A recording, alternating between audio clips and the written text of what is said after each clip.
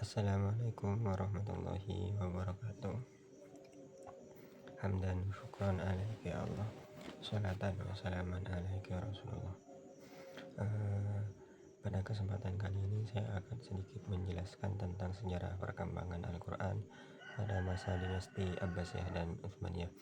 Namun sebelumnya perkenalan terlebih dahulu.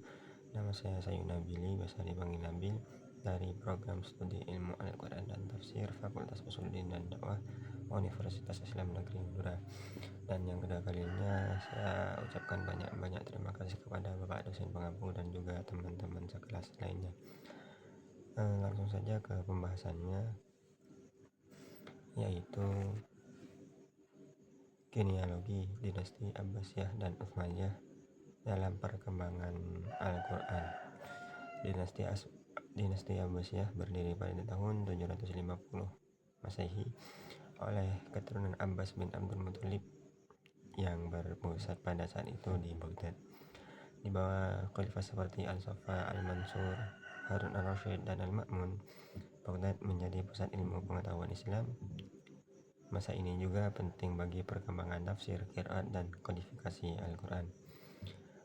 Dan pada masa dinasti Utsmaniyah didirikan oleh Utsman bin Etrogil di Anatolia pada akhir abad ke-13 dan resmi berdiri tahun 1299 Masehi yang pada saat itu berpusat di Turki.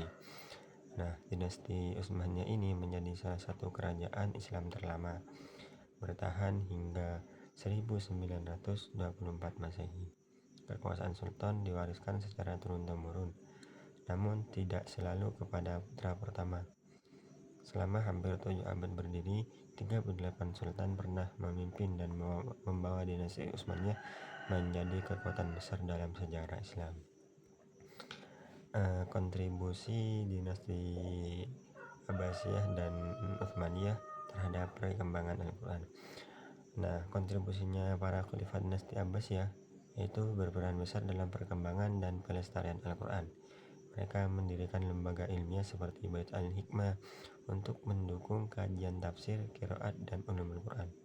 Pada masa Harun al-Rasyid dan Al-Ma'mun, penulisan mushaf disempurnakan dengan penambahan titik dan harokat, serta berkembangnya gaya khut kufi dan naskhi. Dukungan terhadap pendidikan dan pengajaran Al-Quran menjadikan Baghdad, Kufah, dan Basrah sebagai pusat ilmu Al-Quran pada masa itu.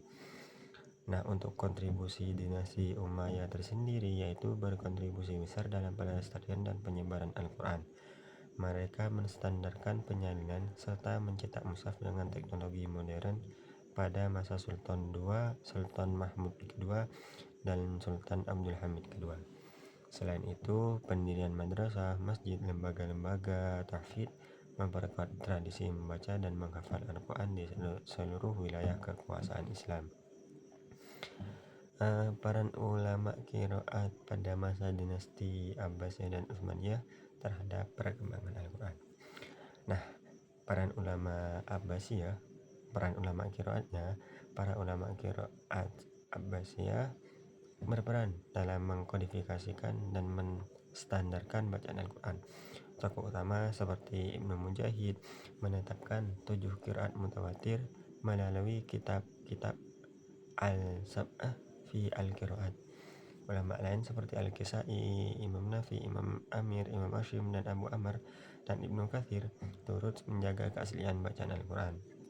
Dukungan khalifah berdirinya Bait al-Hikmah serta kemampuan ilmu tafsir, bahasa, dan penulisan mushaf menjadikan masa Abbasiyah sebagai puncak kajian studi dan pelestarian Al-Quran dalam sejarah Islam.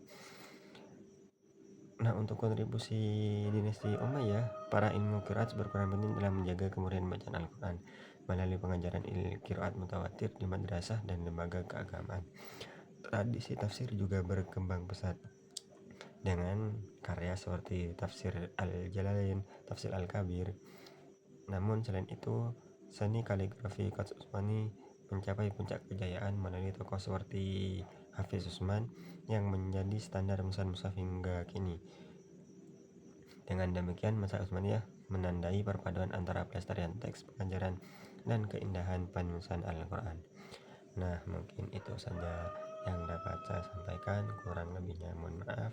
Ihdinas siratal mustaqim. Wassalamualaikum warahmatullahi wabarakatuh.